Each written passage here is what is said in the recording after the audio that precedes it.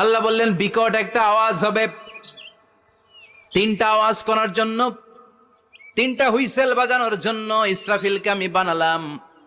প্রথম সিঙ্গার ফুৎকার যখন ইসরাফিল ফেরেশতা হুইসেলের মধ্যে দিয়ে দিবে, তখন যেই ভয়ঙ্কর শব্দটা হবে ওই শব্দটার নাম হলো আল কারিয়া।